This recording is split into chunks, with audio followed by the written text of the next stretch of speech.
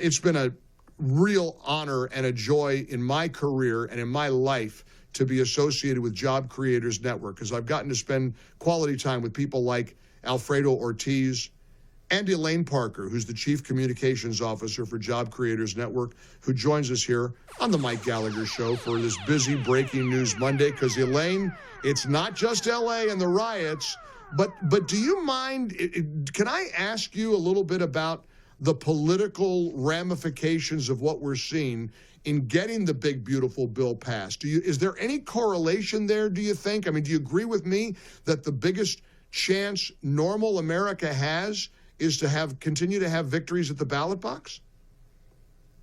Absolutely, Mike. And what's going to happen if this big, beautiful bill doesn't get across the finish line in one form or another when it comes out of the Senate is Americans are going to face a $4 trillion tax increase. This is about stopping a tax increase that is slated to happen at the end of this year when this bill expires. That's going to hurt everyday, ordinary Americans. This isn't about, what the Democrats continue to try messaging that this is about giving tax cuts to the rich. This is about keeping the lower tax rates that have been in place since 2017, keep locking in lower tax rates. This is about making the Tax Cuts and Jobs Act permanent and increasing the small business tax deduction that small business owners have enjoyed and bringing back immediate expensing. Small business owners are going to actually have the tax deduction expanded from 20 to 23%. That's massive for Main Street, and that's who we're targeting in this bill. Let's talk about the best parts of this bill, because I know critics and naysayers, Elaine, have tried to chip away at it. And of course, we know about deficit spending. We get it. But let's remind everyone about the very best part of the House package and hope that the Senate doesn't mess with that, especially as it relates to jobs. The way it relates to jobs and the best part of the bill, it hits Main Street, it hits small business owners. It's that increasing that tax deduction, locking in the lower rates, bringing back immediate expensing. This bill also doubles the standard deduction, hitting Main Street directly. It expands the child tax credit. It shields overtime and tax on tips from taxes. I mean, that's everything that the American people voted for when they voted for Donald Trump in November. This is a good bill. It's over in the Senate. I think it's only going to get better over in the Senate. And by the time it makes it to the president's desk, it may look a little bit better, but the basic vision of this bill is to save Main Street and help Main Street and protect Main Street from a $4 trillion tax increase that's going to happen, and it's as if the Democrats want it to.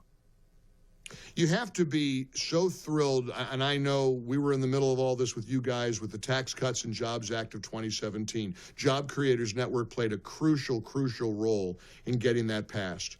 It is essential. I mean, even warriors and sharp-elbowed guys like Steve Bannon, who aren't necessarily a big fan of the spending in the big beautiful bill, say we got to get it passed if for no other reason than making these tax cuts permanent. Let's talk about the impact that's going to have on entrepreneurs, on small business owners, and on Main Street.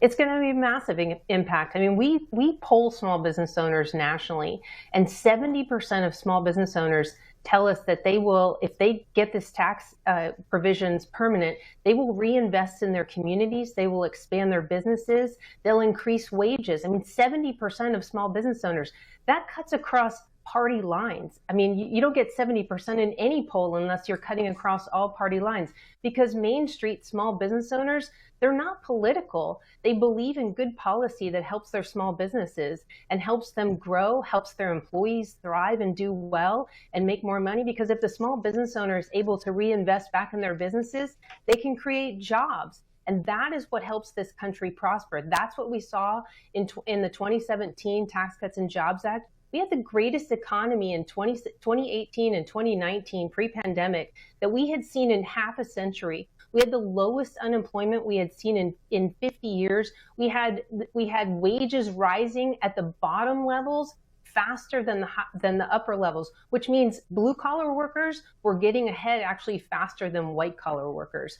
Those are all positive things. You can't deny it, whether you're a Democrat in Washington or a Republican in Washington. The data plays out, and it also plays out that if you cut taxes, you increase revenues. And we see that over and over again. And the CBO, as much as they scored the first bill incorrectly, and I believe they're scoring it incorrectly now because they're doing the static scoring versus factoring in the prosperity and the economic growth, we saw tax revenues increase under the Tax Cuts and Jobs Act, in spite of the fact that the CBO said we were going to see tax revenues decrease. We're visiting with Elaine Parker with Job Creators Network. We're going to show you how you can get involved with Job Creators Network here in just a moment, because, look, this is not a time to be on the sidelines. It's a time for you to stand up and be counted and let your voice be heard. I have to ask you, what does happen, what will happen, in your view, if the Tax Cuts and Jobs Act doesn't pass, if this bill collapses, if this bill doesn't make it to the president's desk, what then? If the tax cuts expire, as they're slated to do at the end of this year, if nothing happens, it will be a massive hit to our economy. It'll be a $4 trillion tax hoisted upon the American people.